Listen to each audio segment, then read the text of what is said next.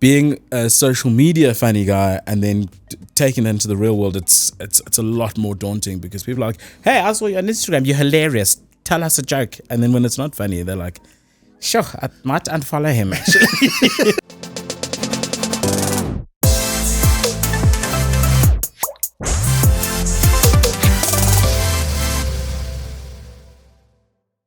Welcome back to another episode of Good Things with myself, Brent Lindeque, where we get to speak to incredible South Africans doing amazing things. You know that I'm all about the good things, the good news, but I'm also about the funny stuff. As South Africans, that's a go-to. Even in times of tragedy, we find a way to laugh through it. So I'm incredibly excited to have a very, very famous comedian on the show today. I actually feel like I'm fangirling.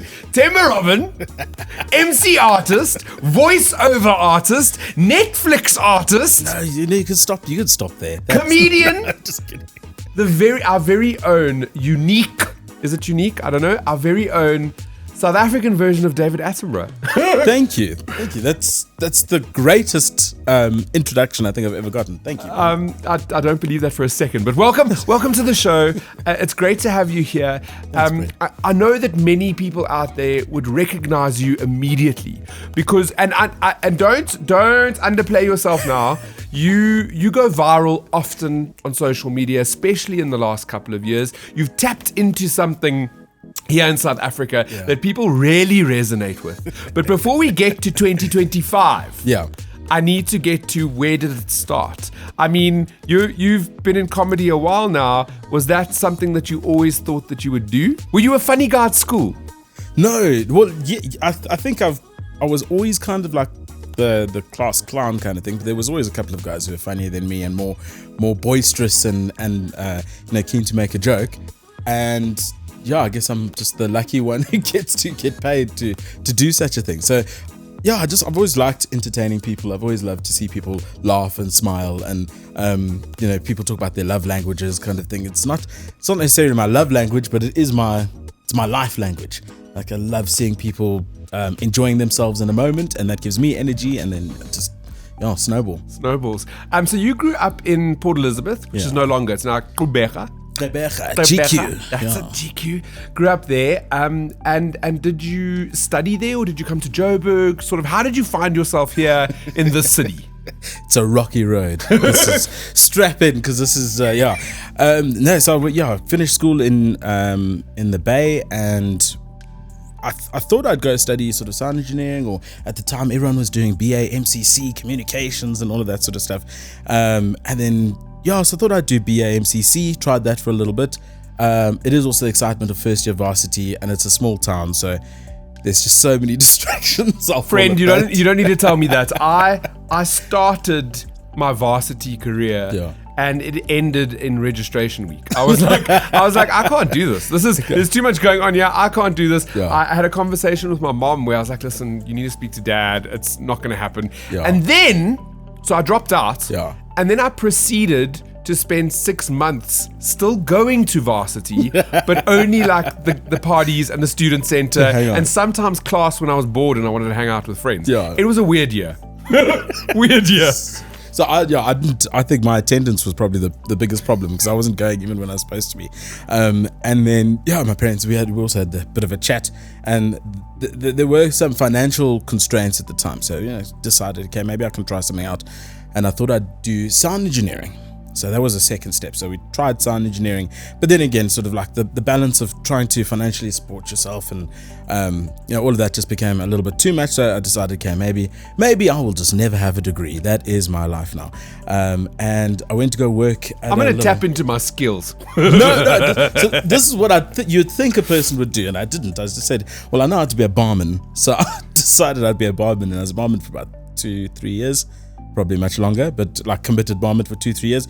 And then this guy came to the pub the one day, and he had been in and out a couple of days. He had just moved from Cape Town and he didn't have anywhere to watch sports, so he'd come and sit at the bar and said to me the one day, he's like, is this all you're gonna do?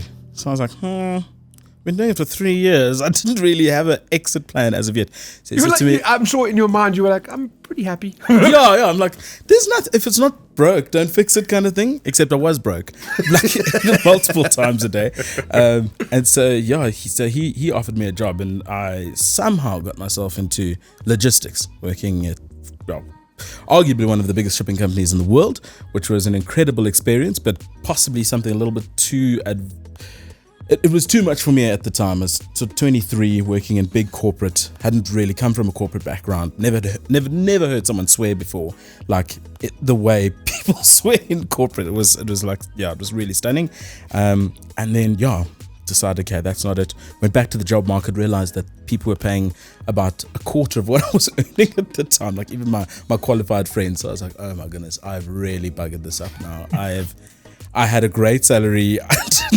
I didn't make the cut. And so Joburg, that's where everybody makes it big. Moved to Joburg, thought, I'd get there.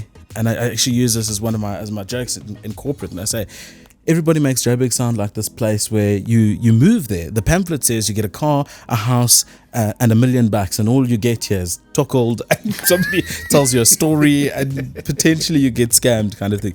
So that was the big sort of shocker wake up.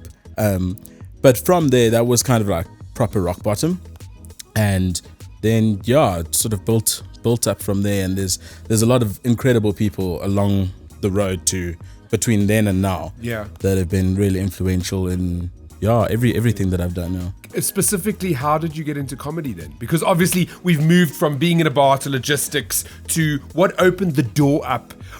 What made you realize that you were funny enough? and then where was that opportunity? Where did that sort of meet in the middle? So I'll say, as far as comedy goes, there's two schools of thought. We have your stand-up comedy, which is how we know a lot of our great comedians. But then there's the sort of internet comedians who make videos and that sort of thing. And the reality is that two don't actually cross over too often. And I'd like to say, without blowing my own horn, I'd like to say that I'm one of the few people who's been able to kind of play on both sides of the coin, which has been really lucky. So I just started making content online, and people thought, oh, well, he's funny, we should just hire him to come and do stand-up comedy. And where that doesn't work for a lot of people, kind of it just worked out for me. And so now I get to do a bit of stand-up. I mostly do corporate. I kind of skipped the whole doing rooms and the gigs and there was a place that I used to go to.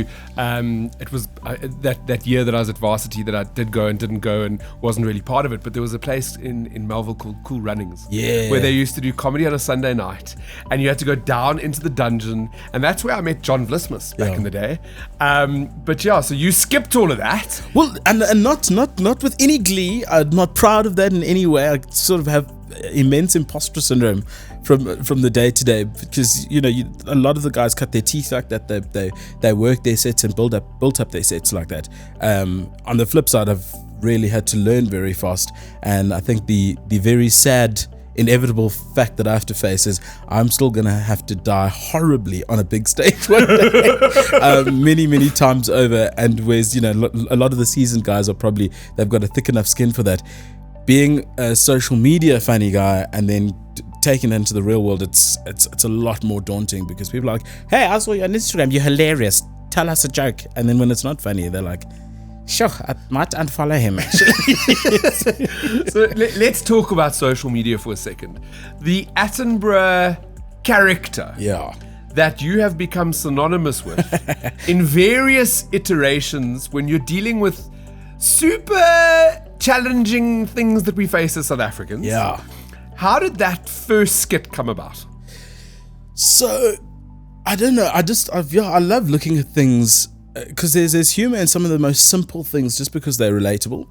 And so I love just breaking things down to the simplest form and going, what is actually really funny here? And what twist could I put on it? And that's what I wanted to do. I wanted to do a twist on a black label, because it's this iconic South African beverage, And I thought, what if it was like in the wild? Because, some people, they're actually scared of it, kind of thing. And so I said, what if it was a wild animal? And so I did this video that I thought just for content. I'm creating content. I'm throwing it out there. Let's see what happens. Exactly that. And and then next minute people were saying, this is hilarious.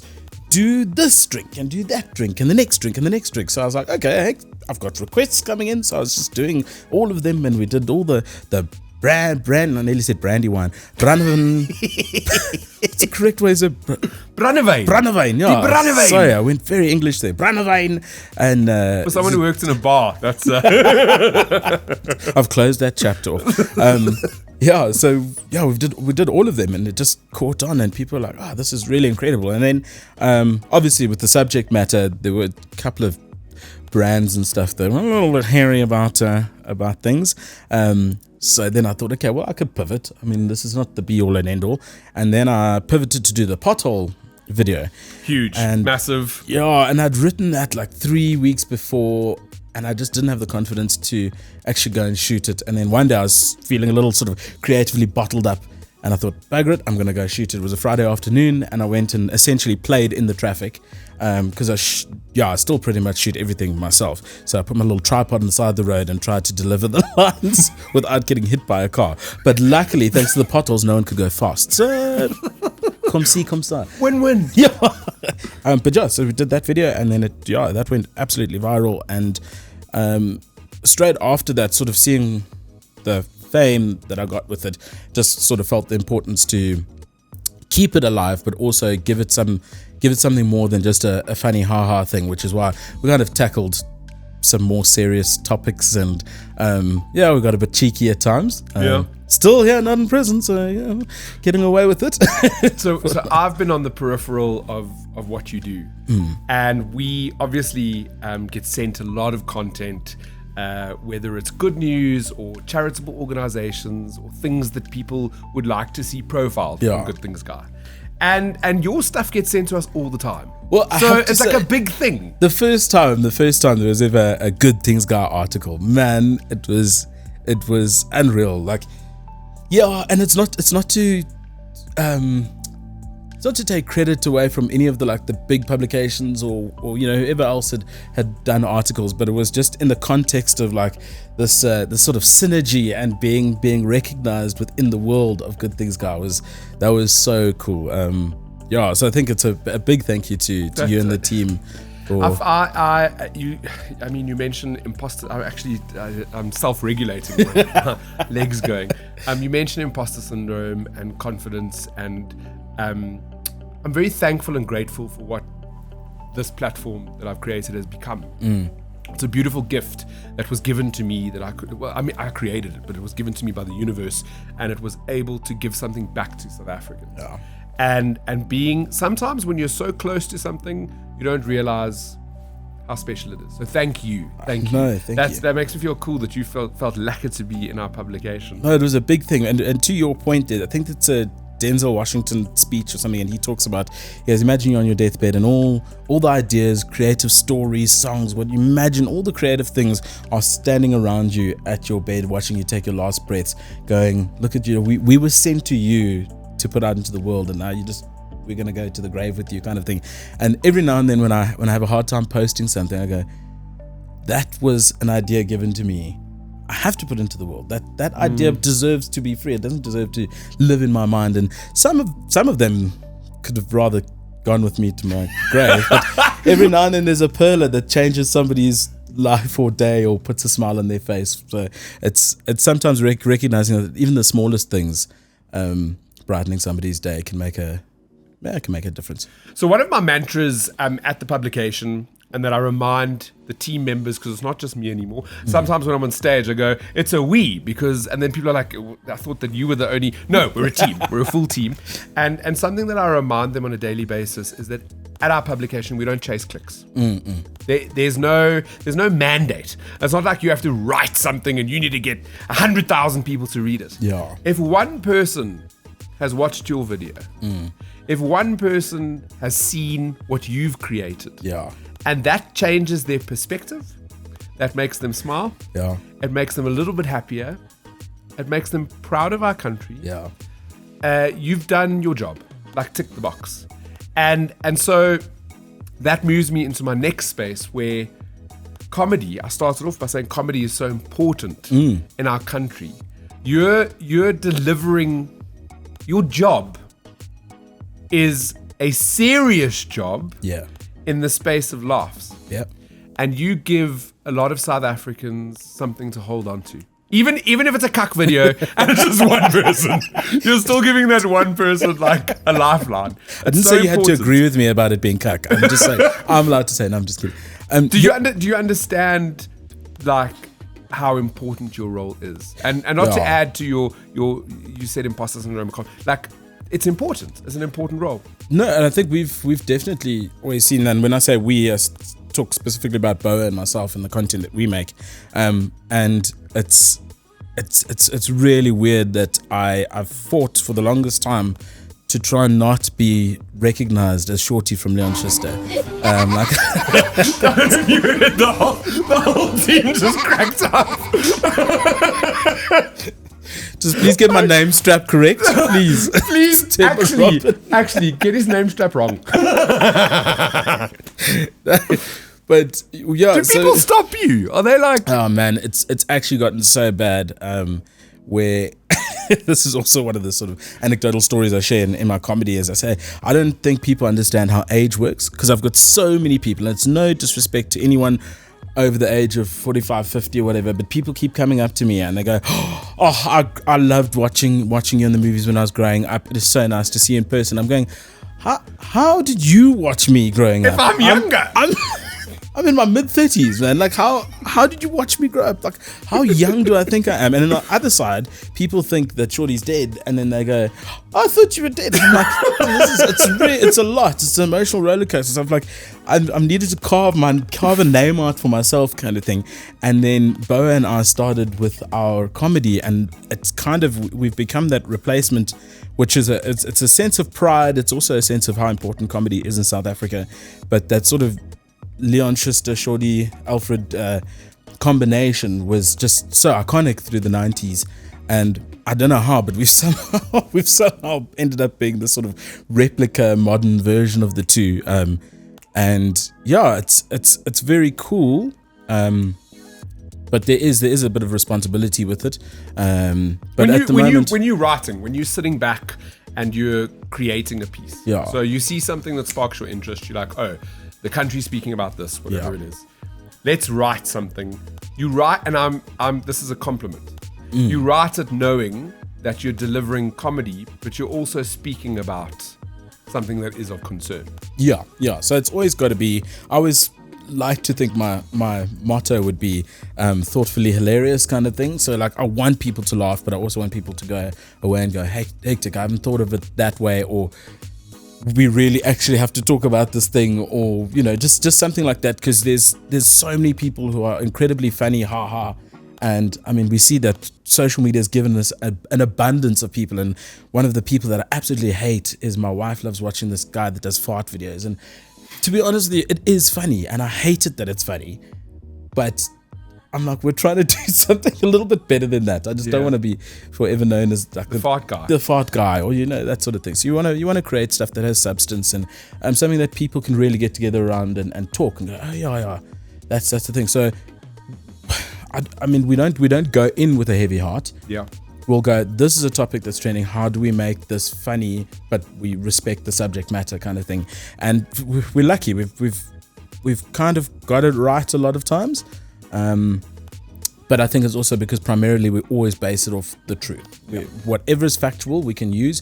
Anything that's speculation, hearsay, whatever, we just don't touch it, because that's where you get into trouble. So, well, you got to know what your box is. You got to know where you fit in.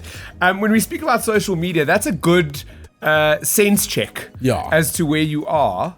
What's like the sort of craziest reply or comment or DM that you've received from the comedy that you've done? You speak about the funny stuff like being mistaken for someone else, but what is the craziest thing? Because you're big on social media.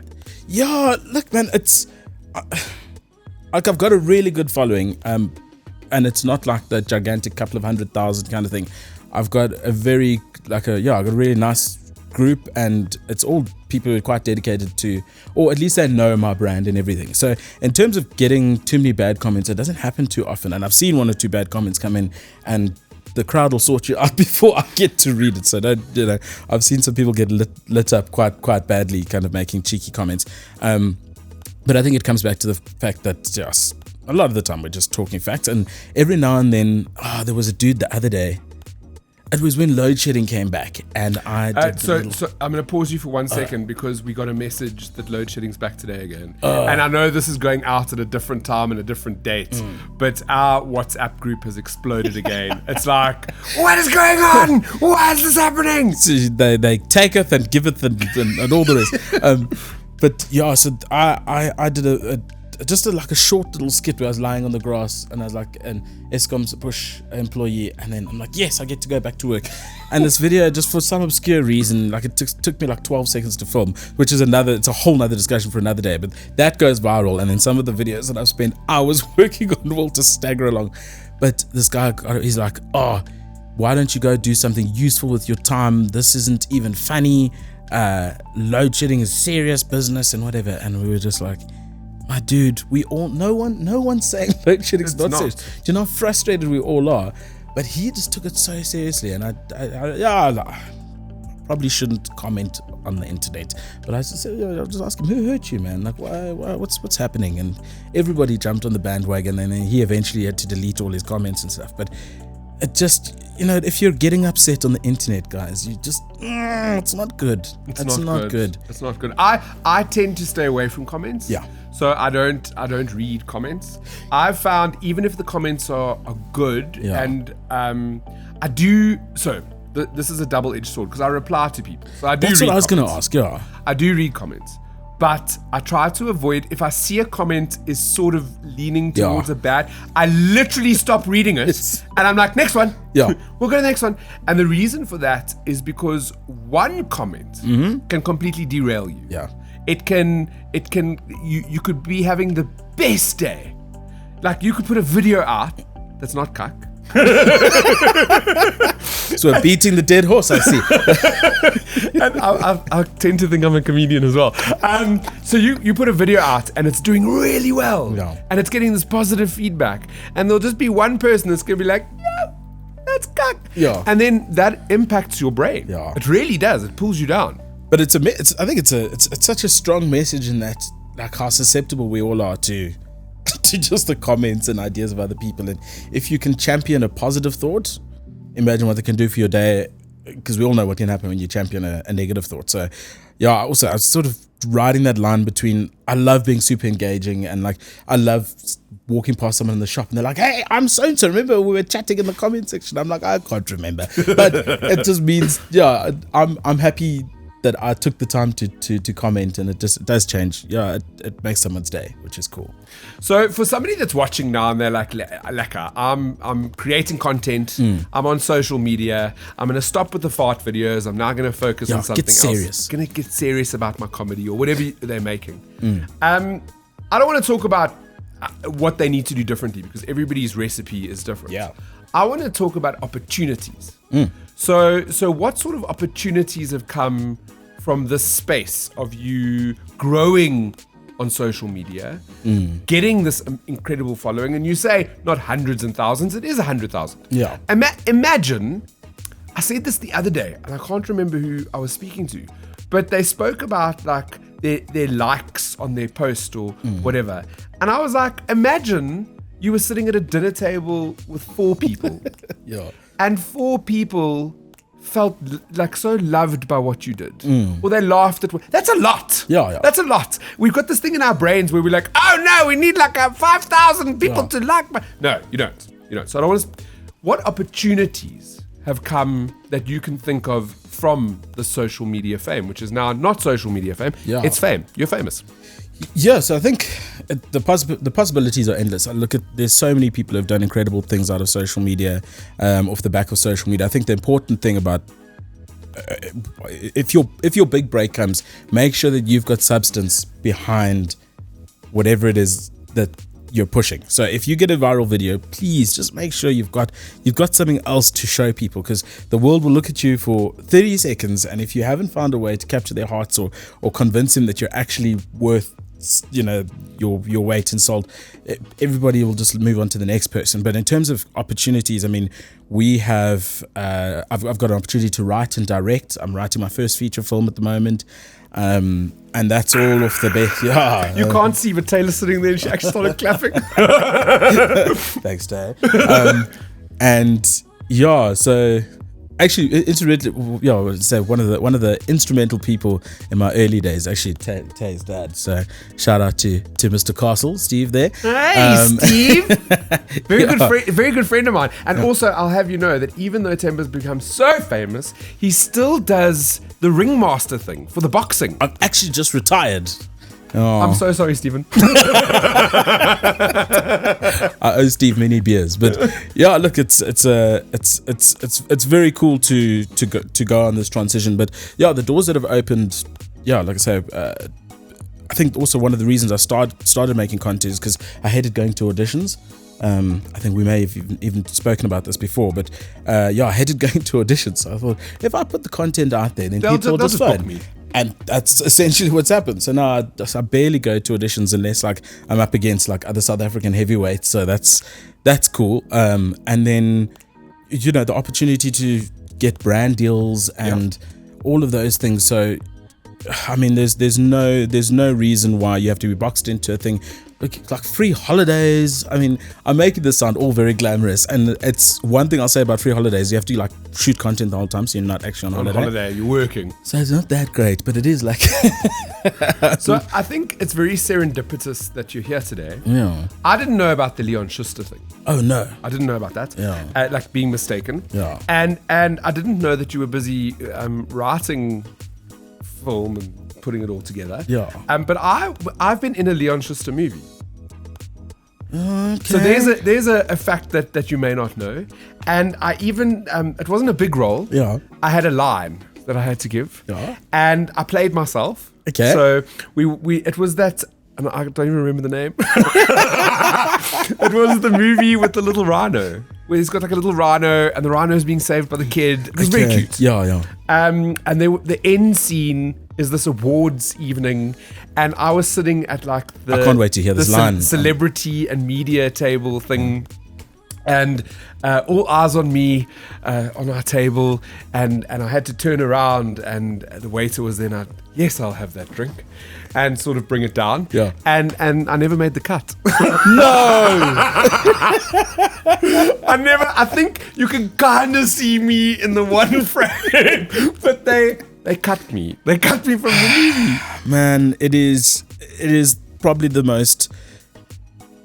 It's the most terrible thing is going for something, and it happens in voiceovers where you go and you do a voiceover and they're like, could you try it like this? And then after like a while, they could try it like this and like that and like this, and then eventually they just say to you, okay, I think we've got what we need, thank you so much. And then like next week Tuesday, you hear the radio ad with somebody else in it, and it's exact same thing with on screen there. You can see where people go, okay, and do it one more time, and then people have these looks that they give. Yeah. And then you've been axed. You're going to sit on the cutting room floor. Editor's going to leave you there. But it's the nature of the game. It's an interesting thing that you bring that up, because that's a big part of not just acting or comedy. That's a big part of everybody's career, that there will be failures along the way. So let me maybe ask, how do you deal with that? How do you pick yourself up, and then the next week, maybe don't go to audition, but you then create another video? How do you get over that? Look, man, I think starting from rock bottom, as tragic as it sounds, is really just the best, because you can really only go up from there. But it's an incredible amount of self-belief. Like, you need to find your why, and I know it's so overspoken that every motivational speaker, like, if you know your why, you'll go further. And like, but it literally is that. So initially my why is because I didn't want to be poor. That's a big why. Like, that's a strong factor. I need to outrun poverty, and so like I try everything. And then kind of when things started to pick up, and my first child was born and my second child was born, is now like that's my new why. And because your whys do change,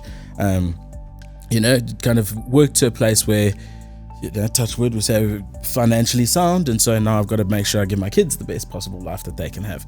And so yeah, that's my new why. And if I doubt myself in a video or something, I go, well, if this leads to some gigantic new ad campaign or something, I'll kick myself if I don't get it. So I've got to at least try. It's like that 3 seconds of bravery. Just do it.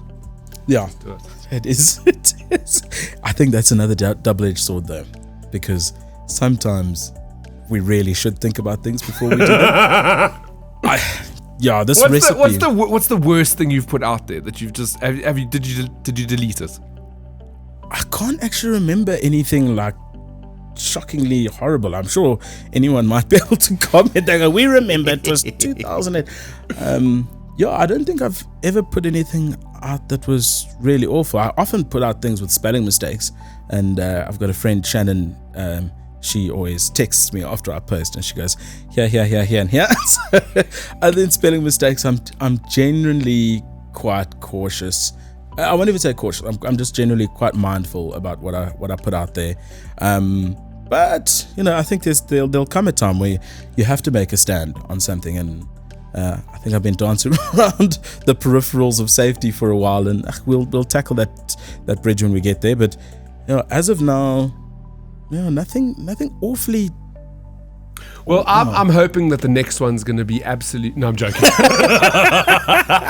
Don't watch my socials this week. I'm going to try a couple of things. Themba, it's been great having you in studio. For having me, man. I must tell you that it's not just his content where he's doing Attenborough. It's not just the funny skits. It's not just your social media presence or your voiceovers or your MC work. You also have a podcast. Yeah. Guess who's been on my podcast? Brent! Me! That's why I know he's got a podcast. Yeah, so Bo and I have a little podcast called How's Things with Themba and Bo. How's Life with Themba and Bo, or Bo and Themba. We haven't quite figured it out. We've got our first season, some incredible guests just talking a little bit about life, and a little bit of Bo and myself roasting each other. It's good fun, and I implore you to go and listen to it. You will have such a jaw while you're at it. And give yourself a hug for listening to this podcast. Oh, thank you so much for tuning in again this week. I want to remind you to do all the things. So, and it's because my producers and all that, you must like and share and subscribe, because that's another thing that people must do, and follow and just go and listen to all the other episodes. I love you. Thank you so much for joining us, getting this far in the podcast. As I always say, wishing you only good things. Okay, love you. Bye.